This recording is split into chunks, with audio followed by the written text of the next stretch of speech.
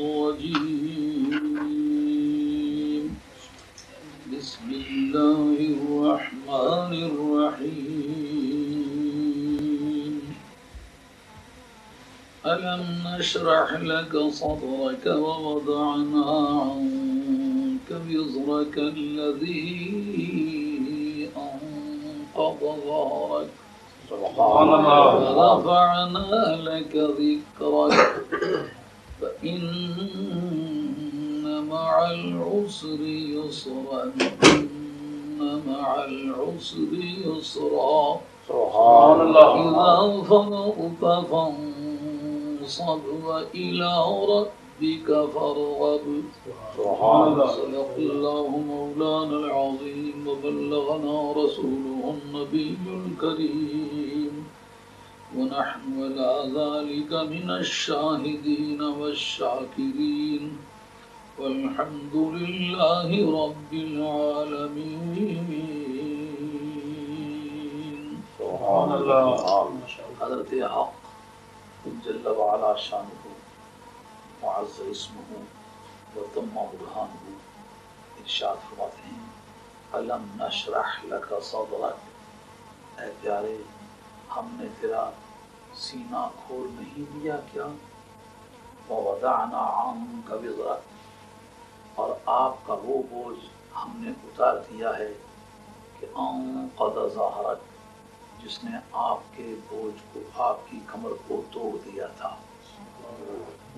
وَرَفَعْنَا لَكَ ذِكْرَكَ، اور آپ کے لیے آپ کا ذکر بلند کر دیا. سبحان اللہ. إِنَّ مَعَ الْعُسْرِ يُسْرًا، بلا شبہ تکلیف کے ساتھ آرام ہے. ان مع العسر یسرا، بلا شبہ تکلیف کے ساتھ آرام ہے. فاذا فرغت فانصب، جس وقت آپ نماز سے فارغ ہوں تو دعا میں محنت کیجیے. وإلی ربک فارغب، اور اپنے پروردگار ہی کی طرف رغبت کیجیے، اپنے رب ہی سے انٹرسٹ لیجیے. اس سورہ گرامی کی ان 8 آیات طیبات کا تحت اللفظ ترجمہ جو میری حقیر سمجھ میں تھا، میں نے آپ حضرات کی خدمت عالیہ میں عرض کر دیا. اس سورت کا کیٹیگری وائز مکیہ نام ہے، یعنی مکہ شریف میں نازل ہوئی ہے. مکی مدنی کی تقسیم کے بارے میں جو اسلامک پالیسی ہے وہ یہ ہے کہ نبی کریم علیہ الصلوۃ والسلام جب تک مکہ شریف میں رہتے تھے اس وقت تک آپ پر نازل ہونے والی آیتوں یا سورتوں کا نام مکیہ ہے. جب حضور پر نور سرور عالم صلی اللہ تعالی علیہ وآلہ وسلم مکہ شریف سے ہجرت فرما ہو کر آ کے مدینہ طیبہ میں تجلی ریز ہوئے، آپ نے اپنا مسکن بنا لیا، تو پھر وہاں نازل ہونے والی آیات خاص سرکار سفر میں ہیں یا حضر میں، دکھ میں ہیں یا سکھ میں. مدینہ شریف میں سرکار کے دوران قیام جب آپ کا ڈیرہ اگر پوچھا جائے آپ کہاں کے رہنے والے ہیں تو جواب میں ارشاد فرمائیں میں مدینہ شریف کا رہنے والا ہوں. تو اس وقت خواہ تبوک میں کھڑے ہیں خواہ مکے میں کھڑے ہیں، عملاً مکہ شریف میں کیوں نہ ہوں، لیکن سرکار نے ذہنی طور پر اپنے آپ کو مدینہ طیبہ کا رہنے والا سمجھ لیا ہے. تو قرآن نے کہا پھر مجھے بھی مکی نہ کہو، اگرچہ مکے میں آیا ہوں لیکن مجھے بھی اب مدنی ہی کہنا ہے. اس کے بارے میں 3 طرح کی پالیسیز ہیں علماء تفسیر کی. کامنٹیٹوریل بکس جتنی بھی ہیں انہوں نے اس پر تبصرہ کیا ہے کہ مکی اور مدنی کہنے کے بارے میں پرنسپل کیا ہوگا، اصول کیا ہوگا. ایک طبقے نے کہا جن صورتوں میں، جن آیتوں میں مکہ شریف کے حالات ڈسکس کیے گئے ہیں وہ مکی ہیں، اور جن میں مدینہ شریف کے حالات پر تبصرہ کیا گیا ہے وہ مدنی ہے. یہ رائے بھی ہے لیکن اس کو قبول نہیں کیا گیا، پوری امت نے اس کو تسلیم کیا، وہ یہ رائے نہیں ہے. دوسرا یہ کہ نبی کریم علیہ الصلوۃ والسلام عملاً اگر مکہ شریف میں آئے ہوئے ہیں تو بے شک وہ رہنے والے مکہ شریف کے ہیں یا مدینہ شریف کے. اگر سرکار پریکٹیکلی ایکچولی سرکار اس وقت مکہ شریف میں ہیں تو جو وہاں آیت نازل ہوئی ہے قطع نظر اس بات کہ سرکار کا ڈیرہ مکہ شریف میں یا مدینہ شریف، وہ آیت یا صورت مکی ہے جو سرکار کے مکہ شریف میں فروکش ہونے کے زمانے میں نازل ہوئی، اور جب سرکار مدینہ شریف میں ہیں، خاص سرکار کا ڈیرا مدینہ شریف میں ہے یا نہیں ہے، دونوں صورتوں میں وہ آیت مدنی ہے، وہ صورت مدنی ہے۔ مگر اس رائے کو بھی جو مسلمانوں کی میجورٹی ہے اس نے ایکسیپٹ نہیں کیا۔ ایکسیپٹ کس کو کیا ہے کہ جب تک سرکار کا ڈیرا مکہ شریف میں ہے قرآن مکی ہے، جب سرکار کا ڈیرا بدل کے مدینہ طیبہ میں آ گیا ہے تو قرآن مدنی ہے۔ اس بارے میں ایک بڑی خوبصورت بات یہ سمجھی جائے گی کہ کیا تورات میں بھی اسی طریقے سے جب تک حضرت موسیٰ علیہ السلام مصر کے رہنے والے ہیں، تورات کا کچھ حصہ مصری ہو اور کچھ پیلسٹینین ہو، جب فلسطین میں آ گئے تو کچھ ایجپشن ہو کچھ پیلسٹینین ہو؟ کہ نہیں، آسمان سے جو ٹائٹل لے کے کوئی کتاب آئی ہے وہ کتاب ہمیشہ کے لیے اسی ٹائٹل سے انٹائٹلڈ ہوگی، اس کو اسی لقب سے بلایا جائے گا۔ مگر واہ مدینے والی سرکار، آسمان سے قرآن چلا بے قرآن تو کیا کہلائے گا؟ کہا جو میرا محبوب کہلائے گا وہی میں کہلاؤں گا۔ اگر میرے محبوب کا ڈیرا مکے میں ہے تو میں مکی کہلاؤں گا، میرے محبوب کا ڈیرا مدینے میں ہے تو میں مدنی کہلاؤں گا۔ اس مناسبت سے اس سورت کا نام ہے مکیہ، مکہ شریف میں نازل ہوئی۔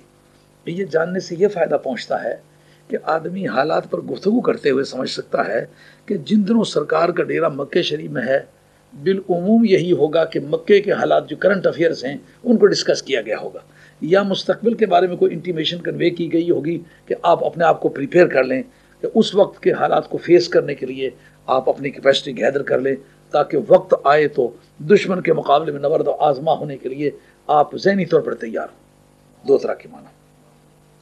لیکن یہ جاننا تفسیر کے ضروریات میں سے ہے۔ مثال کے طور پر ایک آدمی کہتا ہے کہ جناب یہ حضرت بلال حبشی کی اذان کا ذکر ہے جی مکہ شریف میں، تو یہ جانتے وقت اذا نودی للصلاۃ من یوم الجمعۃ فاسعوا الی ذکر اللہ، جب تمہیں ندا کی جائے یعنی اذان کہی جائے کہ تم جمعے کی طرف آؤ تو اللہ کی طرف، اللہ کے ذکر کی طرف دوڑو، تو جو ہی نودیہ کا لفظ آیا تو ہم سمجھ گئے یہ آیت مکی نہیں ہو سکتی۔ کیوں؟ کہ مکہ شریف میں اذان کا حکم ہی نہیں ہوا۔ بخاری شریف کے اندر موجود ہے کہ جب سرکار مدینہ طیبہ میں تشریف لے آئے اس کے بعد اذان شروع ہوئی ہے۔ وہ کافی سارے علماء بیان کرتے ہوتے کہتے ہیں جب مکہ شریف حضرت بلال حبشی اذان دیا کرتے تھے تو لوگ مارنے کو دوڑتے تھے۔ کیسی اچنبے کی بات ہے، جب مکہ شریف میں اذان تھی نہیں تو مارنے کو کون دوڑتا تھا؟ جو اذان ہے یہ مکہ شریف میں نہیں بلکہ مدینہ طیبہ میں ہوئی ہے۔ اور جس وقت یہ بحث چھڑے تو پھر یہ جاننا پڑتا ہے کہ یہ سورت مکی ہے یا مدنی ہے، یہ زمین پر اتری ہے یا آسمان پر اتری ہے۔ ایک دن وہاں لندن والتھمسٹو میں کسی موضوع پر درس دے رہا ہوں تو بہت سارے علماء، میرا خیال ہے کوئی 100 سے زیادہ علماء کا اجتماع تھا، تو میں نے ان سے کہا یار کوئی ایسی آیت تمہیں نہ بدلاؤں جو نہ زمین پر نازل ہوئی نہ آسمان پر نازل ہوئی۔ تو مولانا لوگ جو ہے مجھے حیرت سے دیکھنے لگے، کہنے لگے وہ کون سی آیت ہو سکتی ہے نہ زمین پہ اتری ہے نہ آسمان پہ اتری ہے؟ میں نے کہا وہ آیت بھی ہے۔ علامہ بدر الدین زرکشی رحمۃ اللہ علیہ نے جو کتاب لکھی ہے البرہان فی علوم القرآن، وہ کتاب ہے جو اصول تفسیر پر فنی طور پر جامع کتاب، ویری کمپریہنسو، اور ایکسیجیٹیکل کامنٹری پر اصول تفسیر پر ایسی جامع کتاب پہلے نہیں لکھی گئی۔ اور اس کے بعد آج بھی ان کا وصال جو ہے وہ 794 میں ہوا ہے، 745 میں پیدا ہوئے، 794 میں آپ کا انتقال ہے، 49 برس عمر پائی ہے۔ لیکن کوئی ایسا اللہ کا بندہ تھا، ایسا پتہ چلتا ہے کوئی آسمانی قدسی تھا، آیا اور محبوب کبریا کی بارگاہ کی خدمت کر کے کہیں چل گیا۔ جس شہر میں رہتے ہیں یہ نہیں پتہ ایسا کا نام مصر ہے، اپنے جنون میں کھویا ہوا ہے، اور کپڑوں کے ساتھ چٹیاں لگائی ہوئی ہیں، کتب خانے میں جا کے بیٹھتا ہے تو اس طرح سوئیاں لی ہوئی ہیں، تو کتابوں کے حوالے لکھ لکھ کے نا تو اپنے کرتے کے ساتھ اپنے دامنوں کے ساتھ لٹکائے بازار میں چلتے ہیں، پتہ چلتا ہے کوئی دیوانہ جا رہا ہے۔ لیکن کتابیں ایسی لکھی ہیں کہ لوہا کر کے رکھ دیا ہے۔ انہوں نے یہ کہا ہے کہ یہ آیت ہے جو نہ زمین پہ اتری ہے نہ آسمان پہ۔ کہاں اتری ہے بھائی؟ کہ جب معراج کی رات سرکار روانہ ہونے لگے نا تو سرکار نے جو ہی پرواز لینا چاہی تو فضا میں تمام انبیاء علیہ السلام سلامی مجرا ادا کرنے کے لیے الوداع کہنے کے لیے اکٹھے ہوئے، سرکار کو الوداعی سلام کہنا چاہتے ہیں۔ اللہ کے بس المن ارسلنا قبلک من رسلنا، یہ جو تجھ سے پہلے رسول بھیجن سے تو پوچھ۔ معلوم کوشچننگ پاور سرکار کے پاس ہے، انبیاء علیہ السلام سرکار کی بارگاہ میں ریسپانسیبل ہیں، ان کو جواب دینا پڑے گا۔ وس المن کا ارسلنا قبلک من رسلنا اجعلنا من دون الرحمن آلیۃ یعبدون، کہ او رسولو کیا ہم نے کوئی ایسے معبود بنائے تھے اللہ کو چھوڑ کے جن کی پوجا کی جائے؟ اب نہ زمین پر ہیں نہ آسمان پر ہیں، فضا میں ہیں، اب پر پرواز کھلنے والا ہے، جبریل لے کے چلنے والے ہیں، انبیاء علیہ السلام فضا میں سرکار کو سلام کہہ رہے، ادھر سرکار نے ٹیک آف کر لیا زمین سے اٹھ گئے ہیں، آسمان پہ بھی پہنچے نہیں۔ انبیاء علیہ السلام الوداعی سلام کہنا چاہتے ہیں، اس وقت رب نے کہا ان سے پوچھ۔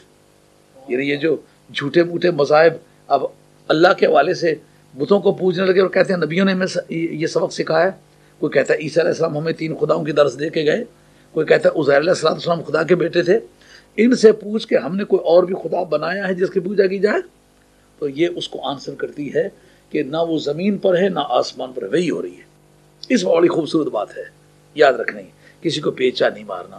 بعض وقت پوچھا جاتا ہے نا تو آدمی گھبرا جاتا ہے، سوال کا جواب نہیں دے سکتا، تو حضور نہا رسول اللہ صلی اللہ علیہ وسلم عن الاغلوطات، مشکل باتیں ایک دوسرے سے پوچھنے سے منع فرمایا کہ اس سے نفرت پیدا ہوتی ہے۔ ہاں آل باطل مل جائے تو بے شک پیچا مار جائے اور انشاءاللہ نہیں اٹھائے گا۔ جی کہ جناب وہی کون لاتا ہے؟ جبریل امی لاتے ہیں، تو جبریل امی تو ادھر مصروف ہے، وہی کون لایا ہے؟ معراج کی رات سرکار کو اٹھا کے لے جا رہے ہیں، جبریل امی تو ادھر مصروف ہیں، وہی کون لایا ہے؟ اس جگہ ماننا پڑے گا کہ جبریل ادھر بھی موجود رہا، ادھر لے کے بھی آ گیا۔ ارے نوکر کے اندر یہ قوت ہے کہ وہ ادھر حاضر بھی رہے، ادھر سے جا کے وہی بھی لے آئے، تو نبی پاک کی ذات تو جو ہے وہ تو افسر ہے، نوکر یہ کام کر سکتا ہے تو افسر کیوں نہیں کام کرتا؟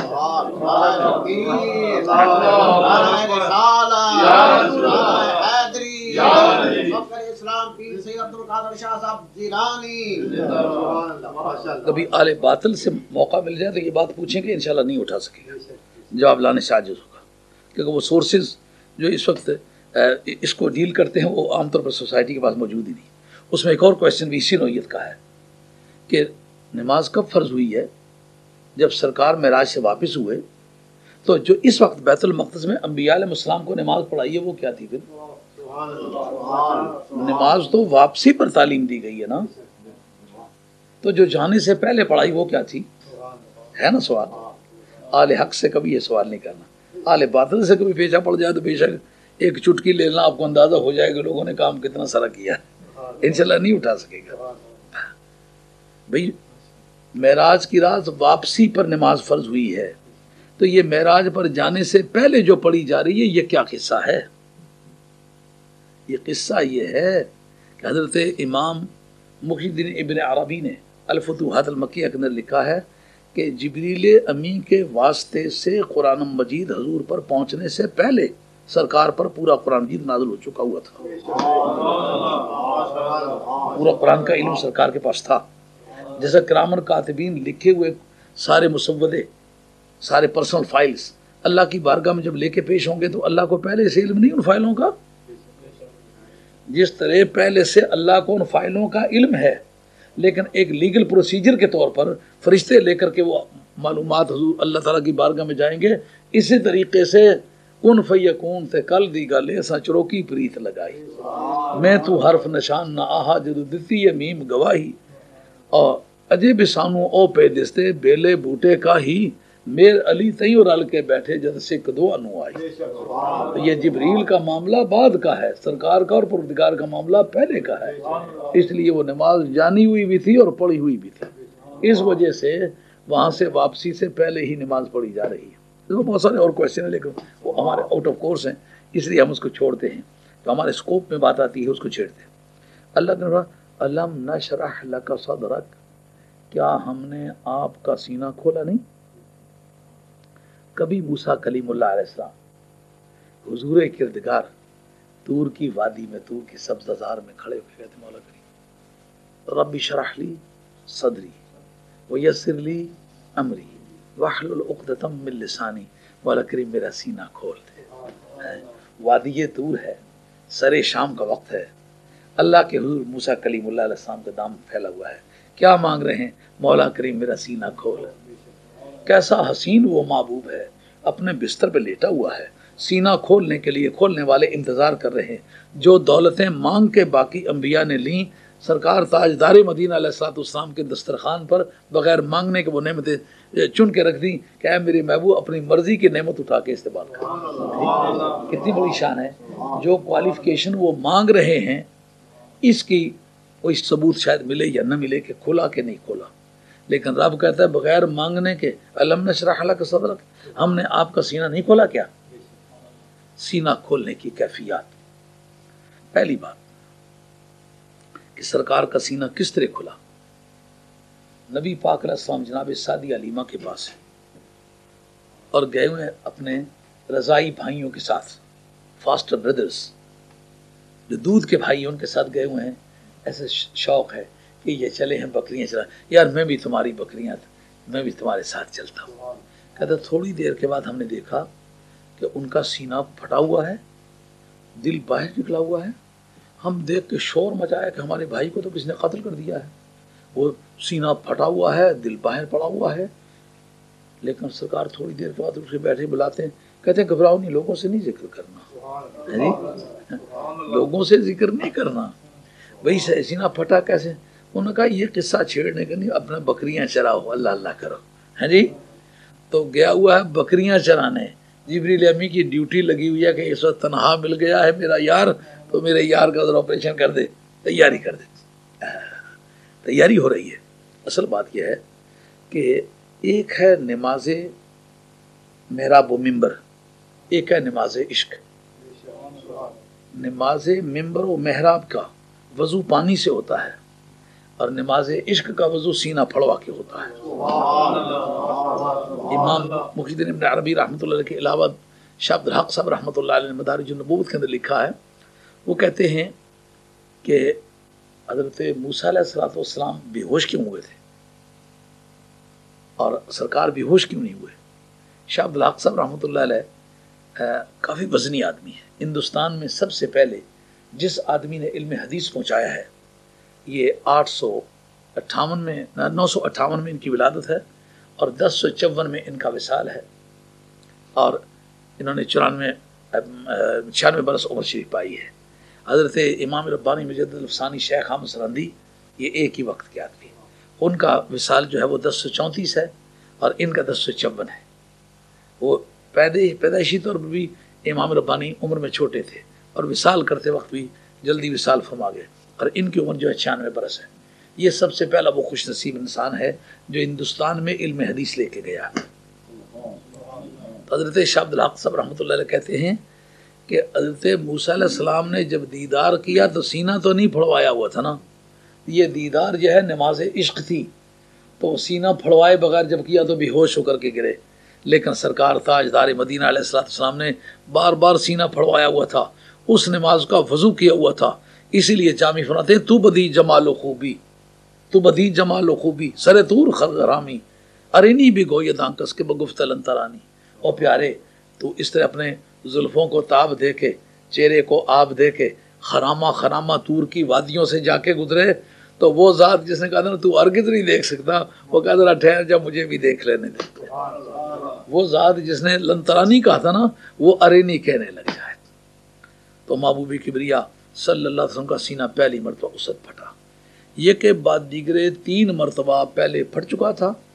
اور امام ترمذی نے شمائل کے اندر لکھا ہے سرکار کا حلیہ مبارک، قد قامت، قد کی بناوٹ، تل، بالوں کا گھنگریالہ پن، پلکیں، پلکوں کی لمبائی، ابرو کی پیوستگی، ہونٹوں کی باریکی، سرخی رنگ، چہرے کے خد و خال، قد قامت، گردن کی اونچائی، لمبائی، موٹائی، چوڑائی، یہ سب چیزیں انہوں نے ناخنوں تک لکھی ہے.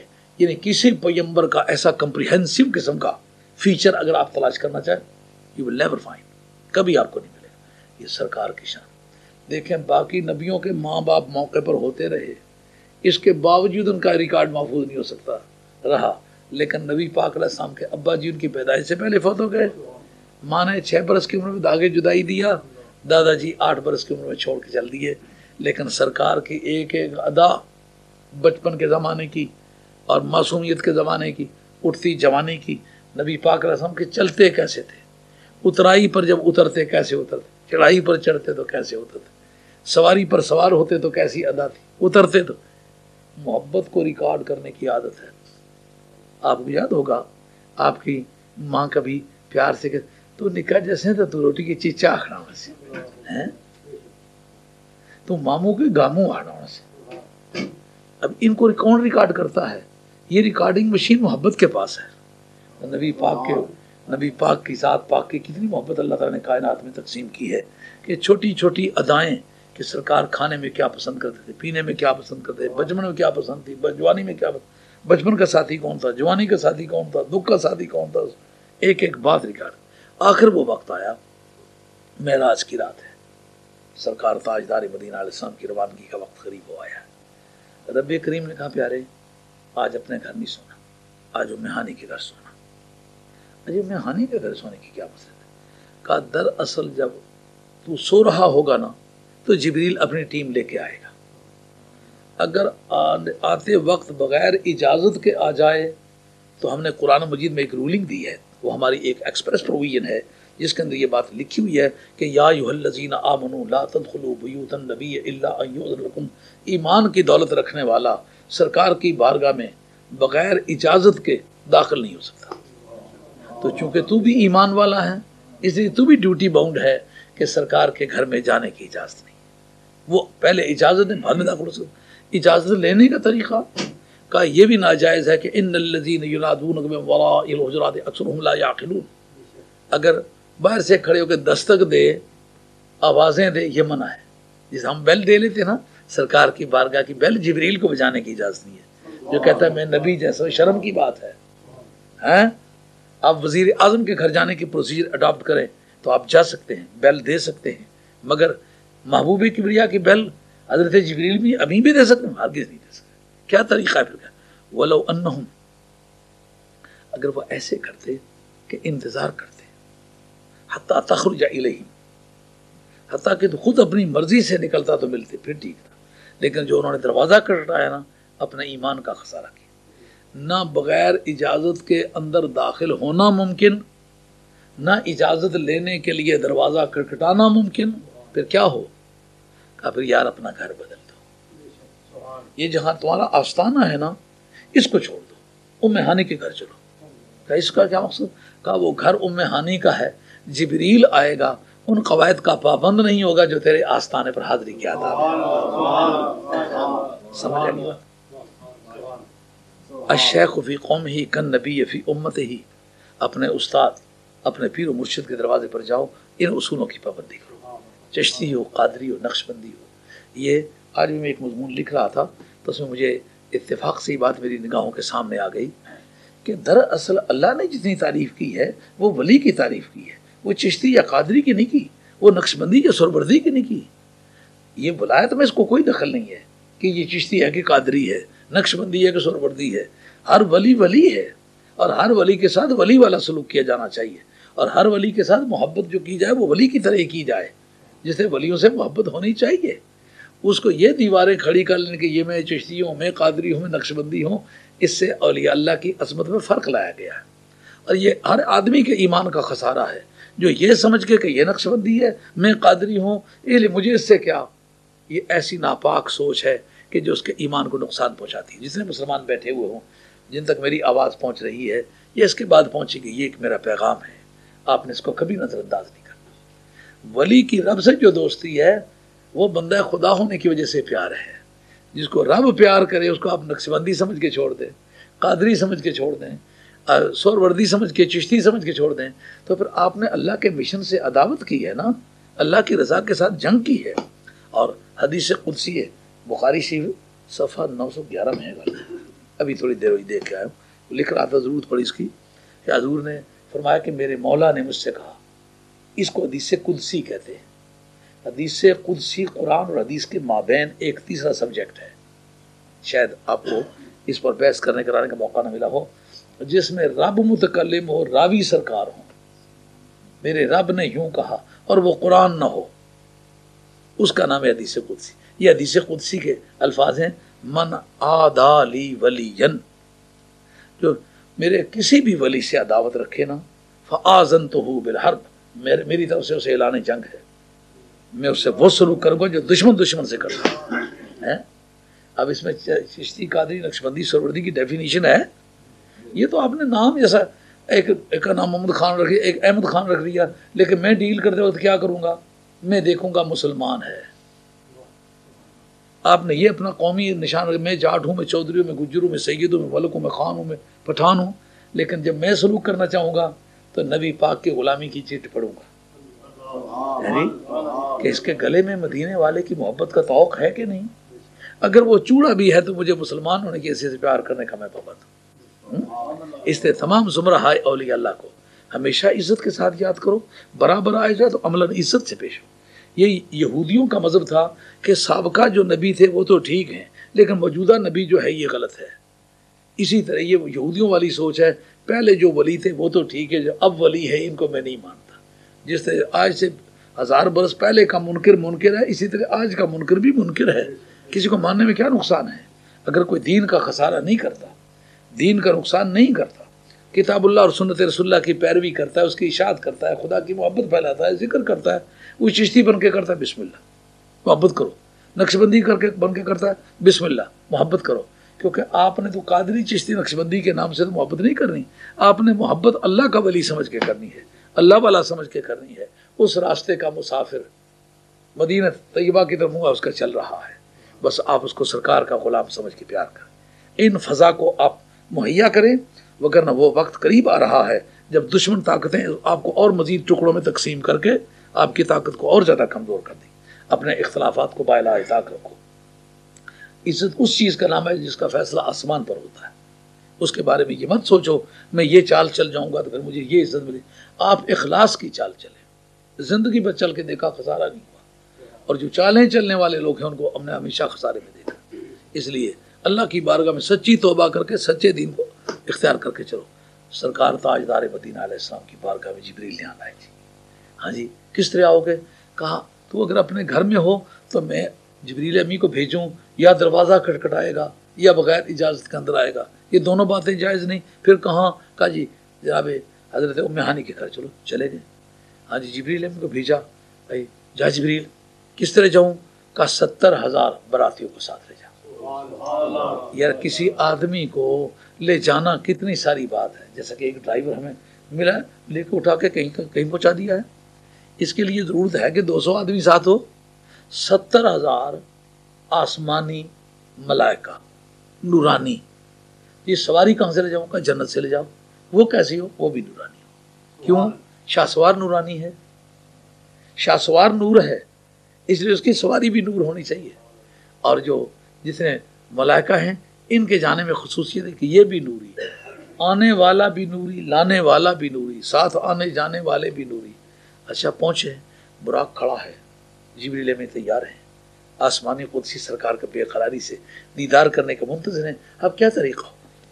بولا کریم کیا کروں؟ کہا کوئی ایسا طریقہ کرو کہ کوئی یہ نہ کہہ سکے میں محمد جیسا۔ اس کا کیا طریقہ ہو سکتا ہے؟ کہ جن جن راستوں سے آج تک انسانیت آتی رہی ہے یا آنے جانے والے کسی بھی نام سے آتے جاتے رہے، اس راستے سے نہیں آنا۔ کہا وہ تو دروازے کی طرف سے بھی لوگ آتے ہیں، تو اسلام کی تہذیب سے قبل کی جو سویلائزیشن تھی اس میں حج کر کے جو آتا تھا ایک طبقہ پچھواڑے کی طرف سے آتا تھا، جس کو پچھوکڑ کہتے ہو نا، اس کو اردو میں پچھواڑا کہتے ہیں۔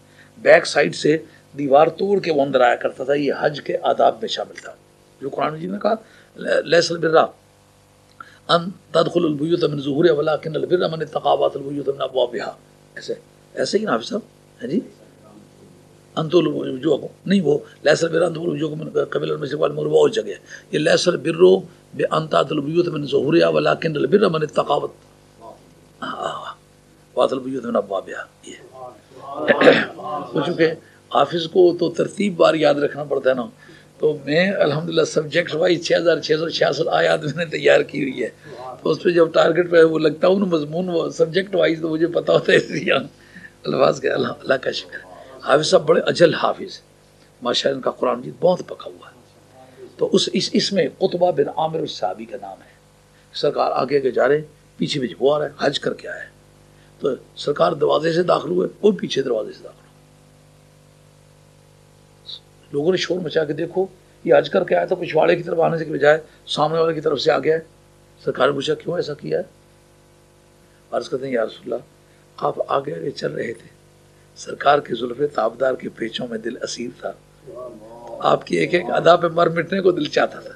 میں کہتا ہوں اگر حج ٹوٹ گیا تو پھر کر لیں گے، ہے جی نمازیں گر قضا ہوں پھر ادا ہوں، نگاہوں کی قضائیں کب ادا ہوں، اب جو دیدار بازی کا ذوق لے رہا ہوں، چلو حج رہ گیا تو ٹھیک ہے، نہیں تو پھر کر لیں گے۔ وہ موقع کب آئے گا کہ جب دونوں جہان کا میر و مختار آگے خرامہ خرامہ چل رہا ہو۔ سرکار کی زلف ایک مرتبہ محمد اعظم چشتی لاہور والے نعت خانوں کا امام تھا اور ذوق کا بادشاہ تھا، خواجہ گولوی رحمۃ اللہ علیہ کے سلسلے کا مرید تھا۔ انہوں نے ایک مرتبہ کہا کالی زلف محبوب میرے دی جے میں لمبی رات ہجر دی۔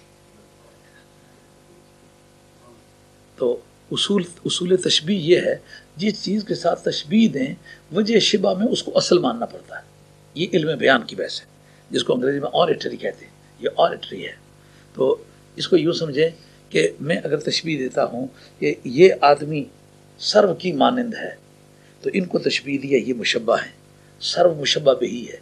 تو وجہ شبہ کیا ہے؟ سیدھائی اور لمبائی، یعنی وہ جو تشبیہ کی وجہ ہے نا اس میں اصل مانا جاتا ہے اس کو جس کے ساتھ تشبیہ دی جاتی ہے۔ ماں کہتی ہے میرے بیٹے کا چہرہ چاند کی طرح ہے، ظاہر حسن کی وجہ سے تشبیہ دیتی ہے، تو حسن کے اندر چاند کو اصل مانا جاتا ہے، چہرے کو نقل مانا جاتا ہے۔ تو جب انہوں نے یہ بات کہی تو میں نے ان سے پوچھا، یہ انگلینڈ کی بات ہے، میں نے کہا مجھے یہ بتاؤ کہ آپ کا مراد حضور کے حسن سے ہے یا کسی اور کے حسن سے؟ انہوں نے کہا حضور کے حسن سے۔ میں نے کہا پھر یہ مصرع قابل گرفت ہے۔ کیا کیوں؟ میں نے کہا سیاہی اور لمبائی اگر حسن ہے تو حسن میں رات کو اصل مانا جائے، سرکار کی زلف مشبہ ہے، اس کو آپ اس کا فرع بنا رہے ہیں، ماتحت بنا رہے ہیں، نقل بنا رہے ہیں۔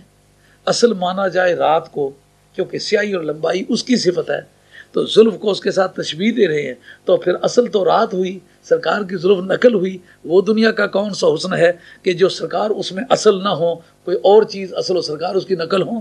یہ بات درست نہیں۔ ان کا پھر کیسے ہونا چاہیے؟ میں نے کہا آپ پنجاب کے رہنے والے، میں پٹھوار کا رہنے والا ہوں، میں اپنے ذوق کے مطابق پٹھواری رباعیات پہ اس کو ادا کرتا ہوں۔ اس میں نے کہا تھا زلف واللیل دے پیچ دیکھو کنگھی والضحا آ کے سنوار دیے، زلف واللیل دے پیچ دیکھو کنگھی والضحا آ کے سنوار دیے، کالی زلف محبوب دی کی دساں کی حقیقت اتنے شب تار دیے۔ شب تار کہتے کالی رات کو، کالی زلف محبوب دی کی دساں اور کی حقیقت اتنے شب تار دیے، لکھاں آن یوسف جان بیچنے نو چھڈو گل کی مصر بازار دیے، سید سونیا سارا جہان سونا نسبت دیکھی میں گل تے خار دیے۔ یہ بات آگے پہلے میں یہاں آپ کے اہل سنت کے سٹیج پر ایک مرتبہ کہہ چکا ہوں۔ الحمدللہ حافظی میں زندگی ہے، اچھی طرح بات ذہن میں ہوتی ہے کہ میں نے کیا کیا کہا ہوا ہے۔ یہ بات آپ کی سمجھ میں آ گئی ہے؟ ہاں جی۔ اب محبوب کریم صلی اللہ تعالی وسلم کی ذات بابرکات ان کو اب بے مثل بنانا ہے، بے مثل ظاہر کرنا ہے کہ آگے لوگ دروازوں کی طرف سے آتے رہے، پچھواڑے کی طرف سے آتے رہے۔ نبی پاک کا صحابی قطبہ بن عامر جب یہ بات کہہ کہ جی اگر حج ٹوٹ گیا تو نیا کر لیں، لیکن سرکار کے دیدار کے مزے پتہ نہیں دوبارہ ملتے کہ نہیں ملتے۔ ہائے ہائے، قیمت سمجھ آئی ہے؟ ہاں جی۔ نبی پاک کے صحابی کا کتنا ذوق لطیف ہے۔ حج ہے، فرض ہے، اللہ کا گھر دیکھ کے آیا ہے، لمبا چوڑا سفر کیا ہے، لیکن نبی پاک کی ایک نگاہ، تیری ایک نظر کے صدقے میری ساری زندگانی، پیارے لاکھوں نمازیں لاکھوں روزے تیرے ایک دیدار پہ قربان کر۔ سرکار نے جب یہ بات پوچھی انہوں نے یہ جواب دیا، سرکار خاموش ہو گئے۔ اتنے میں اللہ تعالیٰ نے یہ قانون نازل کر دیا، ان کا یہ کسٹمری لا جو تھا، قانونی رواج، اس کو آج ہم منسوخ کرتے ہیں۔ اس سے آپ یہ بھی سمجھے کہ customary law unless it is abrogated it is enforceable، جب تک کہ قانونی رواج کو اسلام منسوخ نہ کرے قانون رواج بھی قانون ہے، سمجھو؟ نہیں تو سرکار کیوں پوچھتے تم نے ایسا کیوں کیا ہے؟ کہا جس کو انسانی تجربے نے کبھی اچھا سمجھ کے رائج کیا ہے، جب تک میرے پاس کوئی بلیغ رائے نہ ہو میں اس کو کبھی ریجیکٹ نہیں کروں گا۔ یعنی یہ ذہانت کا تقاضا تو نہیں، اگر کسی نے دروازہ اس طرف رکھا ہوا تو آپ دیکھتے ہی لڑائی کرنے لگ جائیں، آپ کو معلوم کرنا پڑے گا کہ اس طرف دروازہ رکھنا کیوں منع ہے، کیا نقصان ہے۔ تو جب آپ معقول وجہ پیش کر سکیں تو صاحب کا باتوں کو ریجیکٹ کریں، ایسا ہی نہیں کہ ایک دیوانے کی طرح جی میں مسلمان ہوں، جی میں اسلام ہے، نہیں، تمہیں انسانیت سے بھی کام لینا پڑے گا، تمہیں عقل و دانش سے بھی کام لینا پڑے گا۔ تو اس حد پروردگار نے کہا لیس البر بان تأتوا البیوت من ظہورہا ولکن البر من اتقی وأتوا البیوت من ابوابہا، کہ اب اس کے بعد نیکی ہے ہی نہیں اس طرح کرنا، پچھواڑے کی طرف سے آنا، سیدھے دروازوں کی طرف سے آؤ۔ کیوں کہ میرے یار کے ایک چاہنے والے نے میرے یار کی اداؤں کو پسند کر کے اپنی عبادت کی بازی لگا دی، اب ہم اسی کو قانون کرا دیتے جو قطبہ بن عامر نے کیا ہے۔ تو اب جو آنے جانے کے سسٹم ہیں وہ تو پہلے سے جانے چکے تھے، دروازے سے بھی کوئی آئے، پچھواڑے کی طرف سے بھی آئے، سائیڈوں کی طرف سے بھی آئے، اب کیا کریں جی، اب حضور کی بارگاہ میں جانا کیا طریقہ ہے؟ کہا چھت پھاڑو۔ آج تک چھت پھاڑ کے اندر کوئی نہیں گیا، چھت پھاڑو لیکن دھیان رکھنا مٹی نہ گرے، اور جوڑتے وقت بھی دیر نہ لگے۔ ان کی کیسی اہمیت ہے، آنن فآنن، چھت پھٹا، گرد و غبار نہ اٹھا نہ گرا، سرکار کی بارگاہ میں پہنچ گئے، دولہا سو رہا ہے ساری کائنات کا۔ میں خدا مدینہ طیبہ میں ہوں تو معراج شریف کے ایام ہیں، تو ایک عجیب ذوق ہے وہاں، وہ یہ کہ مکے کے رہنے والے مدینہ شریف آتے ہیں حج معراج کے موقع پر، اور معراج کو مدینہ شریف کی بولی میں معراج نہیں کہتے، رجبی شریف کہتے ہیں۔ اس دن کے منانے کو اہل مدینہ کی جو نیٹو لینگویج ہے اس میں اس کو رجبی شریف کہتے ہیں۔ کبھی آپ کو جانے کا موقع ملے، خوش نصیب ہوں کہ کوئی 150 گھر ہے جو عین معراج والے دن بڑے پیسے خرچ کرتے، بڑی دیگیں پکاتے ہیں اور بڑے پیار سے ڈیکوریشن، اندرون خانہ ہی ہوتا ہے لیکن بڑی دھوم دھام سے ہوتا ہے۔ لیکن مدینہ طیبہ میں جو بات انوکھی دیکھی ہے وہ یہ، مکے شریف کے بڑے بڑے چوٹی کے اہل اللہ، جن کو دیکھو تو رب یاد آتا ہے، اولیاء اللہ۔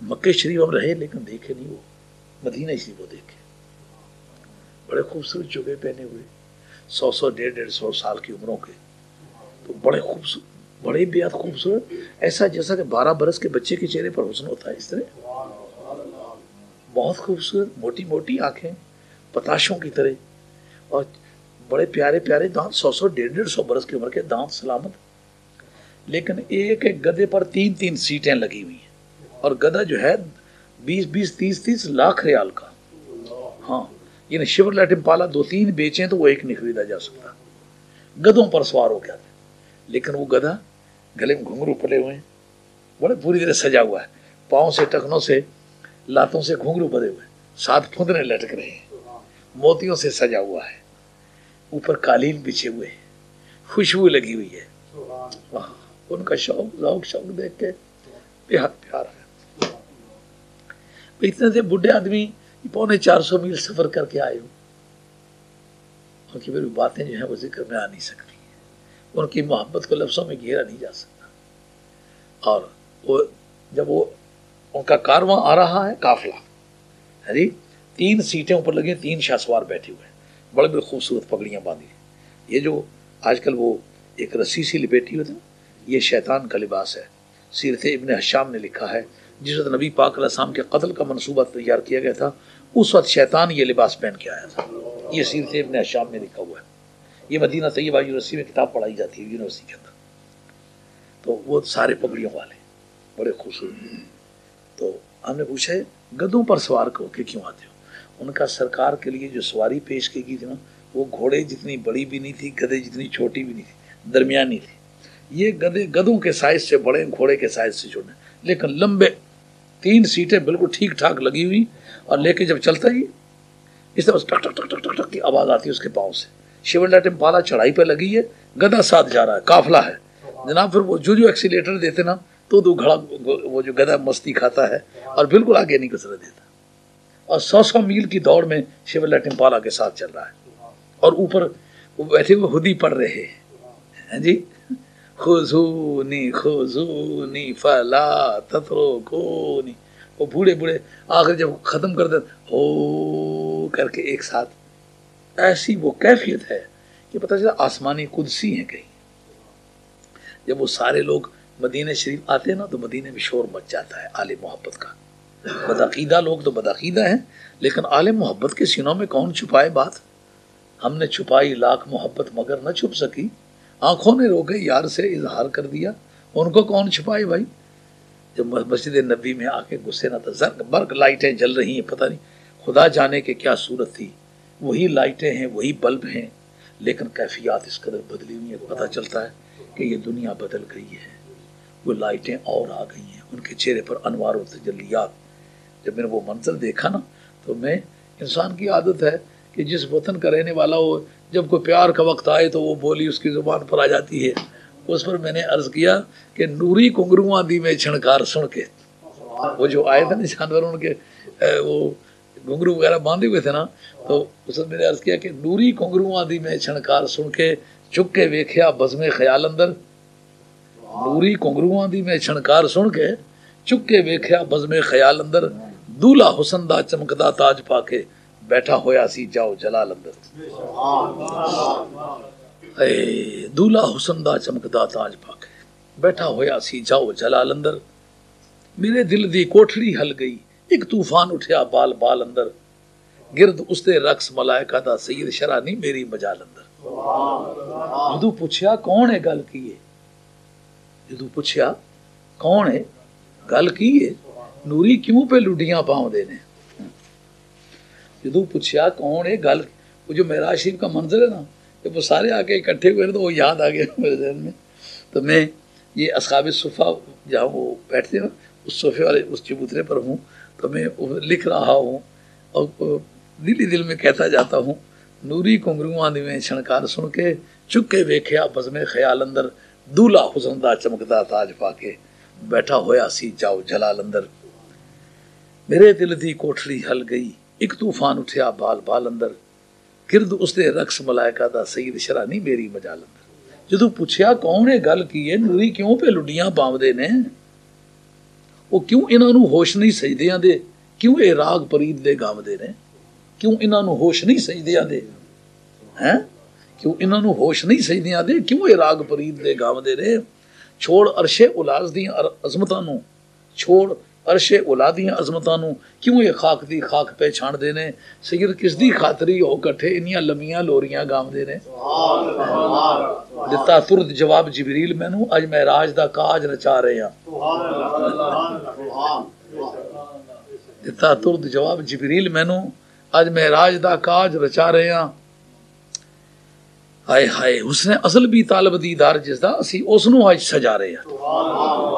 حسن ازل بھی طالب دیدار جس دا اسی اس نو اج سجا رہے ہیں. سید سونے نے بھیجیا لے آؤ سونا سونے دے کول لے جا رہے ہیں. مکے کی سرزمین میں حضرت ام ہانی کے مکان کی چھت کھلی، سرکار کے قدموں میں جبریل امی حاضر ہیں. علامہ زرقانی شارح معاب الدنیا 8 جلدوں کی کتاب ہے، الحمدللہ میرے کتب خانے موجود ہے. جو بات عرض کر رہا ہوں یہ ان کی کتاب قلم کی لکھی میرے زیر خط ہے، حوالہ انڈر لائن ہے، ضرورت پڑے تو بھیج سکتا ہوں. کہتے ہیں جبریل امی چاہتے ہیں سرکار کو جگائیں پر طریقہ کیا ہو. میاں صاحب نے کہا نا کہ پلیاں پلیاں در تے کھلیاں تے ہاتھ رکھن اٹھ تلیاں، پر دولہا پرت نگاہ نہیں کردا کچھ پرواہ نہیں ولیاں. پلیاں پلیاں در تے کھلیاں ہاتھ رکھن ہٹ تلیاں، پر دولہا پرت نگاہ نہیں کردا کچھ پرواہ نہیں ولیاں. پھر میں نے سوچا کہ ایک دن رب سے بات ہوئی تھی کہ میرے چہرے میں کافوری تاثیر ہے. یہ کیوں؟ رب نے کہا تھا محبوب کو جگانے کے لیے یہ تیرے چہرے پر پہلے سے رکھی ہے. کس طرح جگائے گا؟ کہا جب تو میرا یار سو رہا ہوگا نا، اس کے پاؤں کے تلووں پر تو اپنا چہرہ رگڑے گا. کیا ٹائم ہے آپ کے پاس؟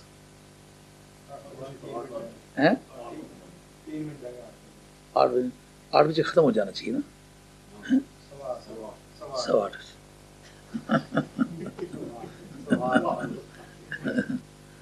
جی تو اس وقت یہ مجھے بتایا گیا تھا کہ میرا محبوب سو رہا ہوگا تو اس کے جگانے کے لیے تو اپنا چہرہ اس کے پاؤں کے تلووں پہ رگڑے گا، تو کافوری ٹھنڈک میرے یار کے پاؤں کو چھوئے گی، جب دماغ تک پہنچے گی تو میرا یار جاگ جائے گا۔ حضور فرماتے ہیں، اور بخاری کی حدیث ہے، مسلم کی حدیث ہے، ترمذی کے اندر حدیث موجود ہے، نحنو معاشر الانبیاء تنام اعیننا ولا تنام قلوبنا، ہم جو نبیوں کی جماعت ہیں ہماری آنکھیں سوتی، ہمارے دل نہیں سوتے۔ یہی وجہ ہے کہ کوئی بھی نبی 4 گھنٹے 6 گھنٹے سو کے جاگے اس کا وضو نہیں ٹوٹا ہوا ہوتا، اور ہر آدمی ٹیک لگا کے پہلو کے بل کسی سو جائے تو سونے سے وضو ٹوٹ جائے گا، لیکن نبی کا وضو سونے سے نہیں ٹوٹتا، کیوں؟ حقیقت میں وہ جاگ رہا ہوتا ہے۔ تو جب سرکار جاگ رہے ہیں جی تو پھر جگاتے کیوں ہیں؟ کا دراصل قصہ یہ تھا کہ کبھی آدم علیہ السلام کے سامنے ایک سجدہ ہوا تھا، یہ اس سجدے کی دوسری فارم ہے کا وہ سجدہ حضرت امام فخر الدین رازی نے تفسیر کبیر کے جلد اول کے اندر لکھا ہے، فقد سجد لآدم علیہ الصلوۃ والسلام لاجل نور محمد صلی اللہ علیہ وسلم، جو آدم علیہ السلام کے سامنے سجدہ کرایا گیا تھا وہ نبی پاک علیہ السلام کے نور گرامی کی وجہ سے کرایا گیا تھا، سرکار کا نور پاک ان کی پیشانی میں تھا، اس وجہ سے سجدہ کرایا گیا تھا۔ لیکن رب نے بتایا کہ اب سجدے کی نوعیت کا فرق کیا ہے، کا سجدے کی نوعیت کا فرق یہ ہے کہ وہ سجدہ رب کی مرضی سے شروع ہو کر رب کی مرضی سے ختم ہوا، او ملائکہ سجدہ کرو، فَإِذَا سَوَّيْتُهُ وَنَفَخْتُ فِيهِ مِن رُوحِي فَقَعُوا لَهُ سَاجِدِينَ، ایسا ہی ہے نا، فَإِذَا سَوَّيْتُهُ وَنَفَخْتُ فِيهِ مِن رُوحِي فَقَعُوا لَهُ سَاجِدِينَ، جس وقت میں اس کو تیار کر لوں، روح پھونک دوں، اور تمہاری ڈیوٹی کو سجدے میں گر جانا۔ ایک مرتبہ کسی جگہ گفتگو ہوئی کسی اکھاڑے میں، تو ایک آدمی نے یہی آیت یہ ذکر چھیڑا کہ انی خالق بشر، میں ایک بشر کو پیدا کرنے والا ہوں۔ انہوں نے کہا رب نے کہا ہے کہ میں بشر کو پیدا کرنے والا ہوں، تو رب نے پیدائش سے پہلے پالیسی ڈکلیئر کر دی کہ یہ بشر ہے، تو اب میں بشر کیوں نہ کہوں؟ میں نے کہا ایک ہے رب کا کہنا، ایک ہے بندے کا کہنا۔ جیسے شیطان نے یہی تیری والی سوچ سوچی، انہوں نے کہا لم اکن لاسجد لبشر، میں تو ایسا نہیں ہوں کہ میں بشر کے سامنے سجدہ کروں، بشر کے سامنے سجدہ کرنے والا نہیں ہوں۔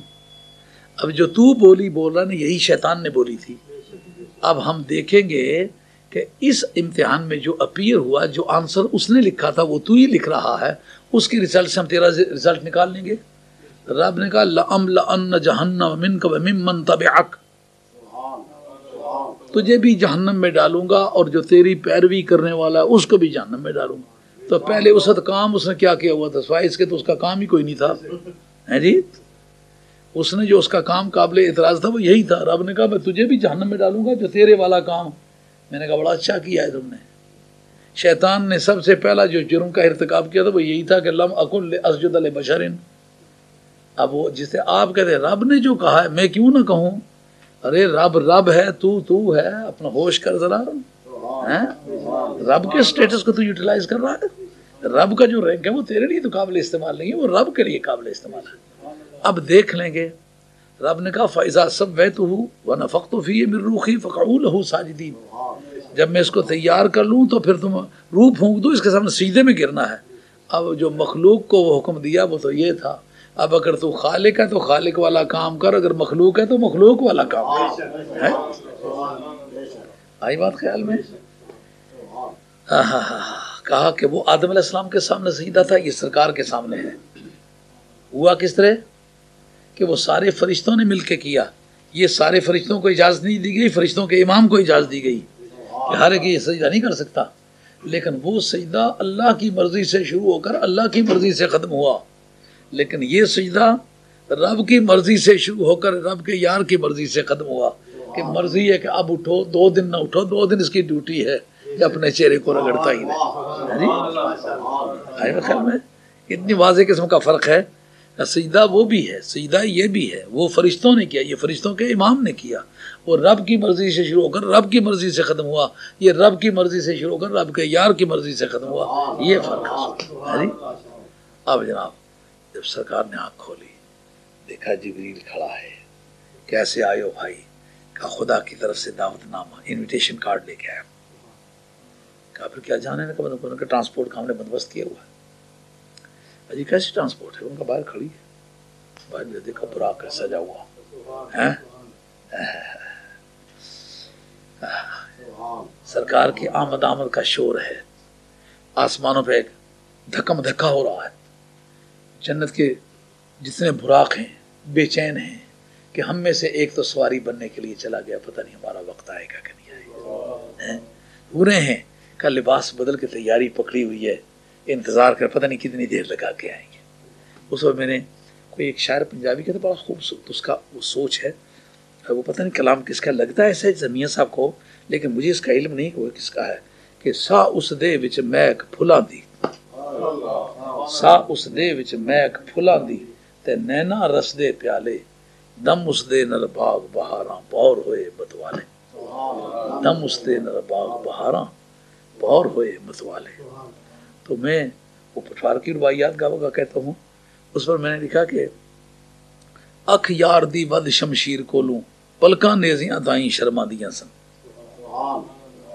اکھ یار دی ود شمشیر کولوں پلکاں نیزیاں تائیں شرما دیاں سن، زلفاں ناگ سن اتے خزانیاں دے لباں لال یاقوت برساندیاں سن، چمک دنداں دی بجلی کڑکاریاں تے پینگاں عشق دیاں لارے کھاندیاں سن، سید حسن محبوب دی دید کارن ہوراں جنتاں وچ کرلا دیاں سن۔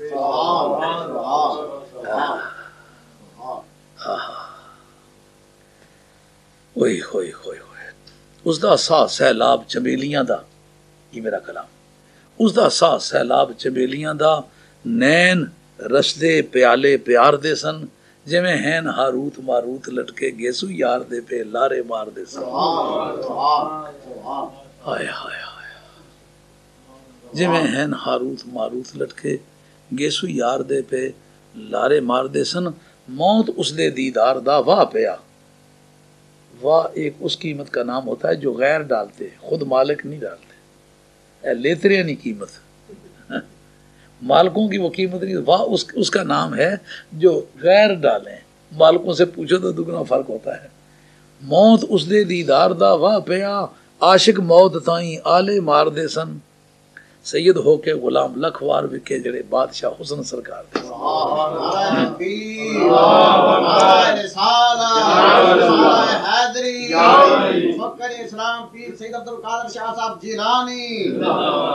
اب وقت آیا، سرکار اٹھے، تیاری پکڑی، باہر براق کھڑا ہے، بڑا خوبصورت ہے، اور آسمانوں پہ ایک ہلچل مچ رہی ہے کہ محبوب آ رہا ہے، اور فرشتوں کیوں بے قرار ہو، محبوب آ رہا ہے، اور حوروں کیوں بے قرار ہو، سرکار آ رہے ہیں، آسمان کے دربار کیوں بے قرار ہو، سرکار آ رہے ہیں، انبیاء علیہ السلام میں ایک ہلچل مچ رہی ہے، کیوں بے قرار ہو، سرکار آ رہے ہیں جی۔ دوزخی دوزخ میں بھائی آج سزا موقوف ہو گئی ہے، دوزخ طے تو سرا سے پرے ہے، جنت سدرۃ المنتہا سے پرے ہے، ایک ہی وقت میں ایک ہی رات میں ساری سیریں ہو گئیں، وہ بے قرار ہے۔ کہا کیوں بھائی؟ کہا سرکار تشریف لا رہے ہیں، چلو ان کے بہانے سے آج چھٹی تو مل گئی ہے، کبھی چھٹی نہیں ہوئی۔ سرکار بھائی اچھا بھائی کیا پروگرام ہے؟ کہ یا رسول اللہ پہلے آپ کو آب زمزم پہلے جا کے غسل دیں گے۔ یہ غسل کیسے ہوگا؟ کہا آپ کا سینہ کھول کے دل کو باہر نکالیں گے۔ شاہ عبد الحق صاحب محدث دہلوی رحمۃ اللہ علیہ مدارج النبوت شریف کے اندر لکھتے ہیں، ان کا جن کا سن وفات آپ کو بتا چکا ہوں 1054 ہے، اور امام قسطلانی رحمۃ اللہ معابر دنیا شریف کے اندر لکھتے ہیں جن کا سن وفات 923 ہے۔ اسی طریقے سے باقی بڑے بڑے ذمہ دار لوگوں نے اس پر تبصرے کیے ہیں۔ کہا کہ حضرت سید عالم علیہ السلام کو آب زمزم کے پاس لایا گیا اور آپ کا سینہ کھولا گیا۔ سرکار فرماتے ہیں میرا سینہ کھول کے دل نکالا گیا، میرے سامنے سونے کے تھال میں رکھا گیا۔ شاہ عبد الحق صاحب محدث دہلوی مدارج النبوت کے اندر لکھتے ہیں، کہتے ہیں کہ وہ سونے کے تھال میں جب رکھا گیا، سرکار ہوش میں ہیں، کہتے ہیں میں دیکھ رہا ہوں میرے سامنے آب زمزم سے جبریل امی میرے دل کو دھو رہے ہیں اور میں دیکھ رہا ہوں۔ یہ جتنے نبی پاک کے مثل ہونے کے مدعی ہیں مہربانی کریں اپنا ہارٹ نکال لے دیں. کوئی میڈیکل پریکاشنز ہم نہیں اٹیمپٹ کرنے دیں گے، کیونکہ سرکار تاجدار مدینہ السلام کو کوئی آکسیجن نہیں لگایا گیا. بلڈ سرکولیشن کو کنٹینیو رکھنے کے لیے کوئی حفاظتی اقدامات نہیں کیے گئے. سیدھا سرکار کا دل نکال کے سونے کے تھال میں رکھ دیے. ایک مرتبہ ہمیں نکال کے رکھنے دیں، دوسرے دن پھر مثل کہلانے لگ جائیں. جی پتہ چل جائے کہ مثل ہیں کہ نہیں ہیں. سرکار فرماتے میرے سامنے تھال میں رکھا ہوا ہے، میں دیکھ رہا ہوں. اس پر شاہ عبداللہ صاحب نے لکھا سونے کے تھال میں کیوں رکھا؟ کہا سونے کے تھال میں اور سرکار کے قلب اطہر میں ایک مناسبت ہے. وہ کیا؟ کہا کہ بات یہ ہے کہ سونا ایک ایسی دھات ہے جو اپنی چمک کے لیے کسی دوسری دھات کا محتاج نہیں. آپ کو شاید اتفاق ہوا ہو یا نہ ہوا ہو، میں نے اس بات کی تحقیق کرنے کے لیے سناروں سے ملاقات کی تو سناروں نے بتلایا کہ اس کو چمکانے کے لیے کوئی دوسری دھات نہیں استعمال کرنا پڑی، اس کو قلم استعمال کرنا پڑتا ہے. ہم سناروں میں ایک ہوتے ہیں قلمی سنارے. میں نے کہا ان کا کیا کام ہے؟ کہا وہ سونے پر قلم چلاتے ہیں. وہ قلم کسی خاص دھات کا بنا ہوا ہوتا ہے تو اس کو چلاتے ہیں. میں نے کہا یہ کس مقصد کے لیے؟ کہا جو سونے پر گرد و غبار بیٹھا ہوا ہوتا ہے نا اس کو اتارنے کے لیے. میں نے کہا اس کا فائدہ؟ کہا سونے کے اندر جو چمک ہوتی ہے وہ ظاہر ہو جاتی ہے. میں نے کہا اس کا مقصد یہ ہے کہ سونا چمکنے کے لیے تو اپنے آپ کے سوا اور خدا کی دین کے سوا کسی کا محتاج نہیں، کوئی دھات نہیں استعمال ہوتی. شاہ عبداللہ صاحب کی تحقیق پر قربان جائیں، کہتے ہیں یہ میری تحقیق ہے کہ سونا اپنی چمک میں کسی دوسری دھات کا محتاج نہیں، اور سرکار کا بھی دل پوری کائنات کو حسن عطا کرتا ہے مگر اپنے حسن کے لیے سوائے ذات باری کے کسی کا محتاج نہیں. چمک تجھ سے پاتے ہیں سب پانے والے، میرا دل بھی چمکا دے چمکانے والے. سارے نبیوں سے پوچھو اور نبیوں تمہارے دلوں کو کس نے جگمگایا؟ جی سرکار نے. ہاں جی پورے فرشتوں سے پوچھو تمہارے دل میں چمک کہاں سے آئی؟ جی سرکار تاجدار مدینہ سے. پورے ولیوں سے پوچھو اور ساری امت کے ولیوں اور قادریوں چشتیوں نقشبندیوں سروردیوں، بتاؤ یہ چمک کہاں سے لائے ہو؟ چمک تجھ سے پاتے ہیں سب پانے والے، میرا دل بھی چمکا دے چمکانے.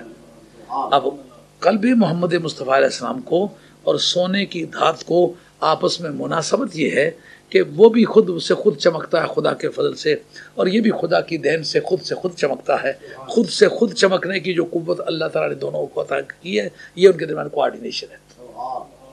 ایک اور مناسبت وہ یہ، سونے کو آپ زمین میں چھوڑ دیں، 1000 سال کے بعد نکال کے اس کو تولیں، جتنا چھوڑا ہے اتنا ہی ہے، گھٹتا نہیں ہے. اور کوئی بھی دھات آپ زمین میں چھوڑیں زمین اس کو کھاتی ہے، لیکن نبی کریم علیہ الصلوۃ والسلام کے قلب اطہر کو یا کسی بھی نبی کے دل کو زمین کا کوئی ذرہ کبھی کھا نہیں سکتا. تو جس طرح سونا زمین میں رہ کے لازوال ہوتا ہے، اسی طریقے سے قلب محمد مصطفیٰ زمین میں رہ کے کائنات کے کسی حصے میں بھی رہ کے لازوال ہے اور رہے گا. اس مناسبت سے دونوں کو اکٹھا کیا. ایک اور سبب کہ اس وقت کی جتنی دریافت شدہ دھاتیں تھیں سب سے زیادہ قیمتی دھات سونا تھی. رب نے کہا جو سب سے قیمتی دھات ہے سب سے قیمتی قلب کے لیے استعمال کریں گے تاکہ اس کی عظمت کا حق ادا ہو جائے. یہ موٹی موٹی مناسبتیں ہیں. اس ابھی ٹائم کتنا رہ گیا؟ باقی 4-5 منٹ رہتے ہیں. اچھا جی اس میں ایک سوال ہے، سارے دھیان سے سنیں کہ سونا تو مرد کے لیے حرام ہو گیا ہوا ہے، تو سرکار کے استعمال میں کیوں سونا آیا ہے؟ جب سرکار کی اپنی شریعت اس کو حرام کرتی ہے تو پھر وہ کیوں استعمال ہوا ہے؟ یہ تو قابل اعتراض ہے. سونے کے برتن استعمال کرنا ناجائز ہے، درست نہیں ہے. کہ دراصل بات یہ ہے کہ جو اس وقت سونا استعمال ہوا حرام کس کے لیے ہے؟ مرد کے لیے ہے. استعمال کون کر رہا ہے؟ جبریل کر رہے ہیں. سرکار کر رہے ہوتے تو اعتراض ہوتا ہے جبریل استعمال کر رہے ہیں، جبریل اس قانون کی ذات میں نہیں ہے. پہلی بات. دوسری بات یہ کہ سونا آ کے مدینہ شریف حرام ہوا ہے. جو ہے نا اسلامک ہسٹری، اسلامی قانون کی، جس سے آپ دیکھتے ہیں نا ایک ہسٹری ہوتی ہے ملک کی، ایک ہوتی ہے کانسٹیٹیوشنل ہسٹری. لائر وہ بھی پڑھتے ہیں کہ کون سے زمانے میں کتنے کانسٹیٹیوشن بنے. جیسے کہ آپ کہیں پاکستان میں کتنے کانسٹیٹیوشن بنے، اس وقت تک 3 بنے ہیں جی. پہلے 56 والا ہے، دوسرا 62 والا ہے، تیسرا 71 والا ہے. پہلا محمد علی والا ہے، دوسرا ایوب والا ہے، تیسرا بھٹو والا ہے. ہاں جی میں تو مسجد کا خطیب ہوں، ایک آستانے کا سجادہ نشین ہوں، میرا تو یہ سبجیکٹ نہیں ہے، لیکن وہ لا قانون کے طور پر پڑھا، اس لیے اچھی طرح تیار ہے الحمدللہ۔ لیکن جس سے وہ ہوتا نا، اسی طرح اسلامی قانون کی تاریخ کو بھی جاننا ہوتا ہے، کون سا قانون کب بنا ہے، کون سی آیت کب نازل ہوئی ہے، کون سی حدیث کب فرمائی گئی ہے۔ جو آیتیں ہیں ان کے ساتھ اس کا نام ہے شان نزول، حدیث کے ساتھ اس کا نام ہے اسباب الورود، اور شان نزول کی اور اسباب الورود کی اتنی کتابیں ہیں کہ 10 MA اکٹھے کیے جائیں تو الحمدللہ وہ 10 MA سے وہ زیادہ ہے۔ الحمدللہ کوئی لکیر بھی ایسی کسی نے نہ ماری ہوگی شان نزول پر یا اسباب الورود پر جو میرے کتب خانے میں موجود ہے، اور اکثر بیشتر پر میرے نشانات ہیں، خدا کا کرم ہے، اللہ تعالیٰ کا کرم ہے۔